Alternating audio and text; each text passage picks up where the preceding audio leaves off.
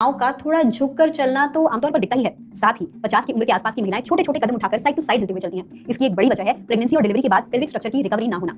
ये रिकवरी होती है पहले पर्याप्त आराम से और उसके बाद पेल्विक बोन्स और मसल्स की एक्सरसाइज से, और महिलाओं को दोनों ही नहीं मिलता। और फिर आगे चलकर रसोई में घंटों खड़े रहने या घर के कामों को गलत तरीके से करने से मांसपेशियों और हड्डियों में असंतुलन पैदा हो जाता है। वक्त के साथ ये असंतुलन उनके चलने के तरीके और यहाँ तक कि उनके जूते चप्पलों में भी दिखाई देता है। कभी गौर से देखिएगा कि ज्यादातर घरों में बड़े बुजुर्गों के जूते चप्पलों का एक तरफ का तला ज्यादा घिसा हुआ होता है। ये एक रिपोर्ट कार्ड है, एक संकेत है कि उनका वजन शरीर पर बराबर नहीं पड़ रहा। अगर इसे समय रहते न सुधारा जाए तो ये घुटनों में दर्द, हिप प्रॉब्लम और रीढ़ की हड्डी की समस्याओं तक ले जा सकता है। जूते के खास इंसर्ट या ब्रेसेस जैसे ऑर्थोटिक्स इन समस्याओं को ठीक करने में मदद कर सकते हैं, लेकिन prevention is better than cure. सही जूते पहनना, काम करते वक्त ब्रेक लेकर स्ट्रेच करना और नियमित एक्सरसाइज करना इन समस्याओं को रोक सकता है। जिस तरह भारत में हाई बीपी, हार्ट डिजीज और डायबिटीज बहुत आम हो गए हैं, उसी तरह ऑस्टियोपोरोसिस भी आम होता जा रहा है। ये एक ऐसी बीमारी है जो धीरे धीरे हड्डियों को खोखला करके उन्हें कमजोर कर देती है। इसे साइलेंट थीफ भी कहते हैं, क्योंकि इसमें दर्द या और कोई सिम्टम नहीं होता, लेकिन जरा सी चोट लगने पर या गिरने पर हड्डियां सीधे फ्रैक्चर हो जाती हैं। भारत में हर दूसरी शहरी महिला की हड्डियां 35 की उम्र के बाद पहले से ही कमजोर हो चुकी होती हैं, और हर 3 में से 1 महिला को ऑस्टियोपोरोसिस का खतरा रहता है। इसके पीछे है खान पान और लाइफस्टाइल, जिनके बारे में हम आगे बात करेंगे। हमारी हड्डियां, चाहे वो महिला हो या पुरुष, 30 साल की उम्र तक अपनी मजबूती के शिखर पर होती हैं। उसके बाद धीरे धीरे बोन डेंसिटी कम होने लगती है। बोन डेंसिटी का मतलब है हड्डी के एक टिश्यू में कितना कैल्शियम और मिनरल्स अच्छे से पैक किया हुआ है। अगर हड्डी की डेंसिटी ज्यादा है तो आपकी हड्डियां मजबूत हैं और बिना टूटे ज्यादा दबाव झेल सकती हैं। ऊपर से मसल मास यानी मांसपेशियों का वजन भी 30 के बाद तेजी से कम होने लगता है। ये बोन और मसल लॉस महिलाओं में पुरुषों के मुकाबले ज्यादा तेजी से होता है, और ये तो आप में से कई लोग पहले से भी जानते होंगे कि मेनोपॉज के बाद ये स्पीड और बढ़ जाती है, क्योंकि एस्ट्रोजन हार्मोन जो हटाया रहता था। लेकिन इसका मतलब ये नहीं है कि इलाज बोन लॉस को धीमा किया जा सकता है, बशर्ते हम समय रहते सही आदतें डालें। समय होता है कैल्शियम, फास्फोरस और प्रोटीन से। कैल्शियम का सबसे अच्छा स्रोत है दूध, दही, डेयरी प्रोडक्ट्स, मछली, रागी, तिल, बादाम और हरी पत्तेदार साग सब्जियां। लेकिन कितना ही कैल्शियम खा लें, अगर शरीर में विटामिन डी नहीं होगा तो शरीर कैल्शियम को ठीक से सोख ही नहीं पाएगा। प्राइमरी क्लास में पढ़ा था, धूप पड़ने से त्वचा में विटामिन डी बनता है, और आयरन देखिए, धूप से भरे देश भारत में 70% से ज्यादा महिलाओं में विटामिन डी की कमी पाई जाती है। वजह है महिलाओं का ज्यादातर घर के अंदर रहना और धूप से बचकर रहना, ताकि त्वचा का रंग सांवला ना हो जाए। अजीब बात है ना, हड्डियों के कमजोर होने का डर नहीं है, रंग के सांवले होने का है।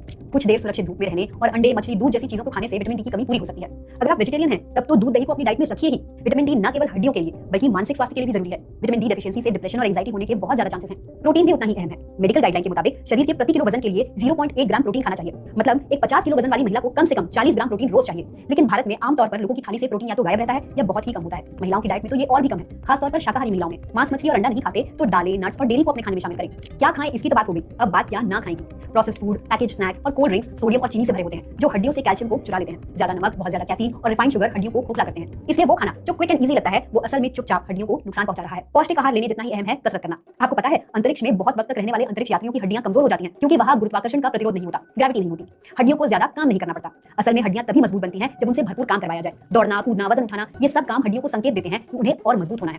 लेकिन भारत में अक्सर बच्चों को, खासकर लड़कियों को, खेल कूद से दूर कर दिया जाता है। उन्हें या तो पढ़ाई लिखाई में या घर के कामकाज में लगा दिया जाता है, और उनकी हड्डियों के मजबूत होने का मौका छिन जाता है। और बची कुछ कसरत तो आजकल टीवी और फोन ने पूरी कर दी है। अब अगर नाम सुनकर डरिए मत, आपको जिम जाकर कोई भारी भरकम वर्कआउट करने की जरूरत नहीं है। उठक बैठक, रस्सी कूदने, हॉप करने जैसी आसान एक्सरसाइज से भी शुरुआत हो सकती है, जिससे मांसपेशियां और हड्डियां दोनों मजबूत होती हैं। कुछ और आसान तरीके हैं, जैसे इंटरवल वॉकिंग, जो जापान में बहुत मशहूर है।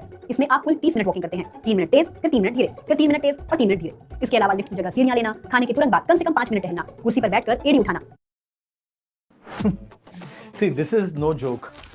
इससे शुगर लेवल भी कंट्रोल होता है। चाहे तो ग्रुप फिटनेस प्रोग्राम ज्वाइन करें, मोबाइल ऐप्स का इस्तेमाल करें, या किसी न्यूट्रिशनिस्ट और ट्रेनर की सलाह लें। हफ्ते में सिर्फ 2 बार 20 मिनट की स्ट्रेंथ ट्रेनिंग भी काफी असरदार है। इससे बैलेंस सुधरता है, गिरने का खतरा कम होता है और आत्मविश्वास बढ़ता है। बस जरूरत है डटे रहने की। यही सबसे बड़ी चुनौती है, आदत बनाना। भारतीय महिलाएं अक्सर खुद को आखिर में रखती हैं, पहले माता पिता, फिर पति, फिर बच्चे। ऐसे में सेहत सबसे पहले और सबसे पीछे छूट जाती है। लेकिन इस दुष्चक्र को तोड़ना जरूरी है। कसरत का फायदा सिर्फ शरीर तक सीमित नहीं है, ये हमारे मूड को भी बेहतर बनाता है। जब हम वर्कआउट करते हैं तो शरीर में एंडोर्फिन नाम का हार्मोन निकलता है, जो खुशी और सुकून देता है। इसलिए जो महिलाएं नियमित कसरत करती हैं, वो ना सिर्फ फिजिकली मजबूत होती हैं, बल्कि मेंटली भी ज्यादा शांत, आत्मविश्वासी और तनाव झेलने में सक्षम होती हैं। तो आप वर्किंग वुमन हो या घर संभालने वाली वंडर वुमन, एक्सरसाइज को अपने दिन के 15 से 20 मिनट जरूर दें। काइफोसिस यानी आगे की ओर झुकना उन महिलाओं में आम है जो सालों से खाना बनाते हुए या डेस्क पर काम करते हुए आगे की ओर झुकी रहती हैं। लॉर्डोसिस यानी रीढ़ की हड्डी का अंदर की ओर बहुत ज्यादा झुकाव अक्सर प्रेगनेंसी के बाद एब्डोमेन की मसल्स कमजोर होने से होता है। इस सबसे आपकी चाल, संतुलन और कॉन्फिडेंस पर भी बुरा असर पड़ता है। पोस्चर को सही रखें, सिर ऊंचा, नजर सामने, गर्दन, पीठ और कमर सीधी और कंधे पीछे की ओर होने चाहिए। महिलाएं हमेशा से अपने कंधों पर बड़ा बोझ उठाती आई हैं, काम का और अपेक्षाओं का, घर का और समाज का। लेकिन अब वक्त है खुद को थोड़ी प्राथमिकता देने का। अपनी बेटियों को बाहर खेलने के लिए प्रोत्साहित करें, संतुलित खाना दें और धूप में समय बिताने दें। युवा महिलाएं क्रैश डाइट की जगह संतुलित आहार चुनें,